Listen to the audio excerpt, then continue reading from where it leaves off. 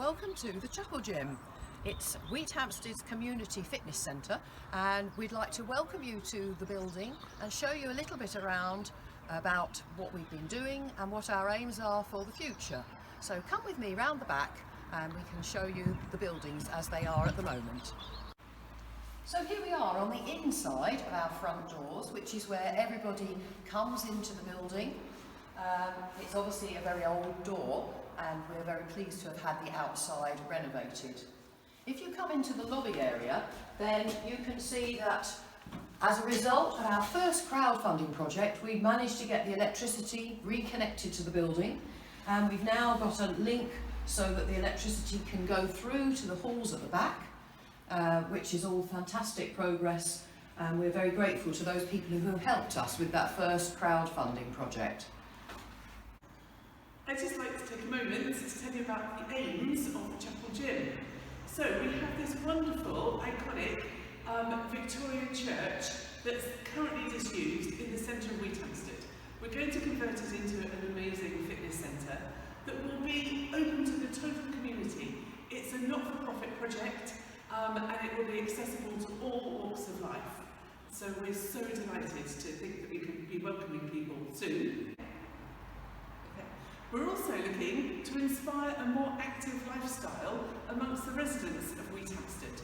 We all know of the challenges that we've been facing with COVID-19, and we're really sure that a more active, healthy lifestyle will help us be more resilient to viruses such as COVID-19 in the future.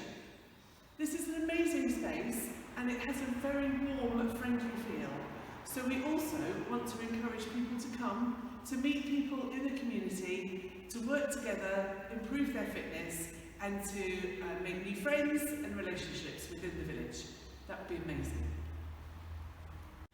So you might wonder why it is we decided we ought to do this project here in Wheathampstead. And initially it started several years ago when there was a national survey across the UK showing that 2/3 of men and nearly 2/3 of women were either obese or significantly overweight. And that felt really serious. Absolutely. And here in Wheathampstead, although Hertfordshire is a built-up area, we're a very rural community, and we have a diverse section of population with some council housing. We want to feel that those people are going to be able to benefit from this facility.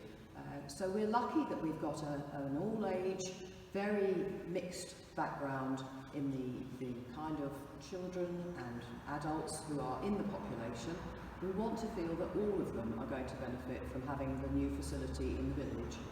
And being a not-for-profit organisation is going to mean that we can run it on a low-cost basis and really make it accessible to everybody. And we're so thrilled about that, aren't we? Yes, absolutely. It's exactly in keeping with the origins of the building. So, you know, that's very important. The church wanted to feel it was actually making the facility available to the whole of the local community, and that fulfills their aims. People in the 21st century expect to be comfortable in the places where they live and work and exercise, and we recognise that we need to be able to raise the temperature much higher than we used to when it was a church. So I think it's important that we improve the insulation. We don't want this old building to end up being an environmental nightmare. We really feel like, having improved the insulation, it will be ready to be useful and used for another century at least. Absolutely. I mean, the overall project is going to cost us more than £100,000 to get it on the road with all the gym equipment and everything, so it really is worthwhile investing. We've raised more than £24,000 already, and the amazing support that we've had from local organisations in doing work for us free or at very reduced rates has saved us another more than £20,000.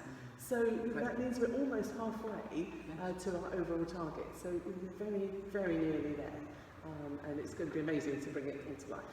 Absolutely. So, as well as the church, we have got a lot of grassroots community involvement. As I mentioned, we had an initial crowdfunding appeal which raised over £5,000 and allowed us to reconnect the electricity, which after over 8 years of being disconnected was wonderful. It certainly was. And then we went ahead and we had a poll of people who were interested in naming the gym, and over 400 people took part in that. So we know that there are lots of people in the village who are really interested in what we're hoping to do. The name of the chapel gym was by far the favourite, wasn't it? It was. But there was another one which we really liked, which was Gym and Tonic. Yes. But we thought the chapel gym was really, you know, so fitting for this lovely building. So we've also got an amazing group of people that have formed this action group to deliver this project. There are 10 people on the committee, and they've got a diverse experience, haven't they? We're very happy. Lots of different types of backgrounds, which has already proved really useful. Lots of experience that we know is going to be useful. We've got a parish councillor, we have somebody who has been running a gym commercially for over 25 years. We've got lots of people with lots of contacts within the local community. I'm sure you can think of some of the other people. Yeah, there's Tom, who's the architect, oh, yes. Who's been designing some amazing, he's just so talented with graphic design as well as his architects. So he's been helping us with planning application.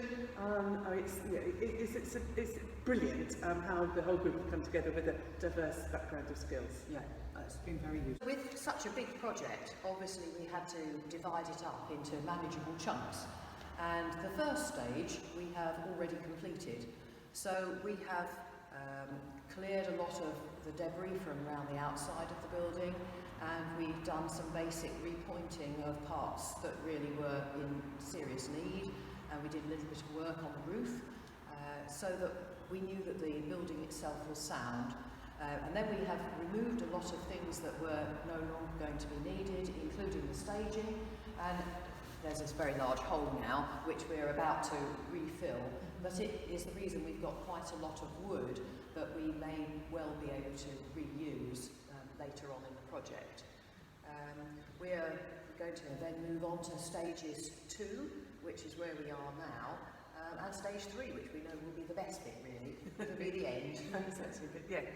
I'm not here. So stage 2 is going to involve strengthening the floor, and that's another reason why we have all these lifted floorboards and things, because we're just working out exactly what needs to be done for that.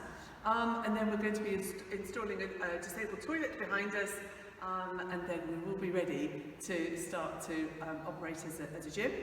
And then have a further crowdfunding campaigns to buy the equipment, which is going to be really exciting. So, hopefully at some stage during 2021, we are going to have finished stage 3, and we are going to be to our final outcomes. And what are those? Well, in an ideal world, we'll have lots of members of the community using the building, and therefore improving their health and their health for the future. We will have a new facility available for everybody who lives nearby, and we will have saved this beautiful old building, put it to a new use where far more of the people who are local in the village are able to actively be involved in using that building.